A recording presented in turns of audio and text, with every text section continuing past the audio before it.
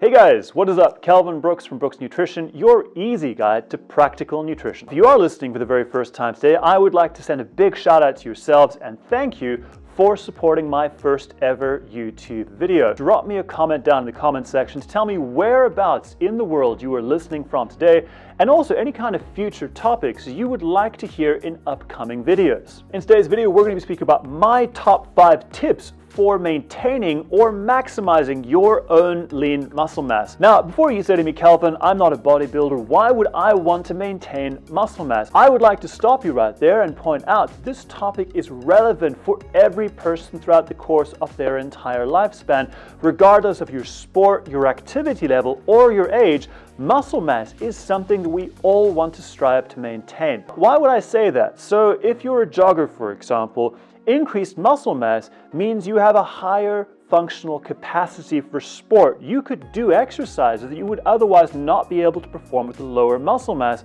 We do know as well that as we age, we tend to lose muscle mass as we get older. Why this is important is due to the fact that lower muscle mass is correlated with cardiovascular heart disease, type 2 diabetes, and cancers. Chronic disease does tend to increase in prevalence with lower muscle masses. And so we could say with the increased functionality and the decreased prevalence of cardiovascular heart disease and chronic disease, a higher muscle mass is something we want to maintain over the course of our lifespan. And so protein is something that is important for all of us. Tip number 1 is eat enough food. Now, what I'd like you to understand from this point is that building muscle is a metabolically costly process. It takes a lot of energy just to build 1 kilogram of muscle mass, which by research has been calculated to cost between 5,000 to 7,000 kilojoules of energy to synthesize or to produce. This diagram is really interesting and has become a staple of many exercise therapist students' textbooks in biochemistry explaining how muscle protein synthesis actually works. What you see on the y-axis is the net protein balance. Now this tells us exactly how much protein is being built up in the positive quadrant or being broken down in the negative quadrant, the area below the line. And the x-axis tells us then the time that is going by. Now the takeaway message from this is when we eat food, muscle protein synthesis is in fact taking place. Muscle protein net balance is in the positive above the line. However, when we are in a non-fed state, so we have not eaten food, we see that net balance is in fact negative. And this is important for 2 ways due to the fact we want to make sure we're consuming enough energy overall in the entire day, as well as making sure that energy is equally distributed at every time point throughout the day. So what is the practical application of this information? Firstly, it means if you are trying to accrue or gain more muscle mass, you need to exceed 300 to 500 calories of your normal energy intake per day in order to ensure muscle protein synthesis takes place. For most people, this is going to represent 1 small extra meal on top of what you would normally eat every single day of the week. If you are trying to maintain muscle mass, it's a different story. You are just going to make sure you have enough energy equally distributed throughout the day in order to maintain your muscle mass.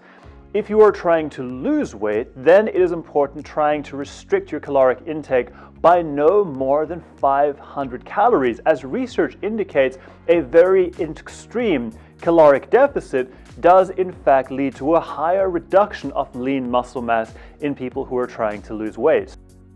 Tip number 2 has to do with the fact you should eat enough protein per day. Protein feeding itself is the driving factor or stimulus that pushes muscle protein synthesis. Muscle protein itself is really a function of 2 distinct processes, one being muscle protein synthesis, the building up of new muscle, and the other one, muscle protein breakdown, which operate simultaneously to one another. These are regulated by 2 main stimuli. The first primary one is the presence of amino acids within the bloodstream and inside of muscle cells, and the secondary one, in fact, is resistance exercise. What this means for us practically is we should seek to maintain a 4-hour gap between protein feedings, going back to research which has found that our body is sensitized for up to 4 hours to muscle protein synthesis by the presence of protein within the bloodstream. So how much protein should you actually be consuming over the course of the day? Research, interestingly, now has indicated the presence of a saturation point for protein per serving, which lies at around about 0.3 grams per kilogram body weight, after which any additional protein is actually excreted by the body and not used in muscle protein synthesis. If we're going by the latest recommendations of the ISSN, we should be consuming about 1.6 grams of protein per kilogram body weight per day, which for the average person who might weigh 80 kilograms amounts to 24 grams of protein per serving and 128 grams of protein per day. Tip number 3, guys, is to consider the protein quality of the food you're eating, or more specifically, to think about the amino acid profile. One of the best descriptions I've found of this so far in the scientific literature is of Lego blocks and building a wall, which has to do with synthesizing new muscle fibers. Now, the muscle fiber itself, you can think, is a collection of all the essential and non-essential amino acids which are built together in order to synthesize new muscle. If you think about building a wall, you kind of need to have all the blocks in place in order to build it properly. Those blocks are represented by the essential and the non-essential amino acids, which are put together by what is called the mTOR pathway, which you can imagine is like the builder who pieces all of these together. And so you could draw the analogy that mTOR pathway is in fact the Lego builder who's building our wall, the muscle fibers, and leucine, being that special key muscle protein synthesizing amino acid, is in fact the coffee that is making the worker work faster. Now, in order to maximize your muscle protein synthesis or the building up of new muscle, you want to be consuming between 2 to 3 grams of leucine every day through your diet. If we look at our different protein sources, milk and meat-based sources are by far the most effective and high-quality sources that we can use to stimulate muscle protein synthesis, due to the fact they have a complete complement of all the essential amino acids and also a very high content of leucine, which is particularly high in our milk-based products. So whey protein is fantastic to fuel muscle growth. So guys, if you are using plant-based sources, I would highly recommend to look at different protein blends available out there, due to the fact that plant-based sources do not have a complete complement of all the essential amino acids you need to synthesize muscle. Now, if you are a vegetarian or a vegan and would like to combine different proteins together in order to maximize their protein quality, this is perfectly possible with a little bit of nutritional know-how. For example, if you used pea protein, which is low in methionine and high in lysine, combining it together with rice, which is high in methionine but low in lysine, you will have a complete complement of all the amino acids you need to synthesize new muscle.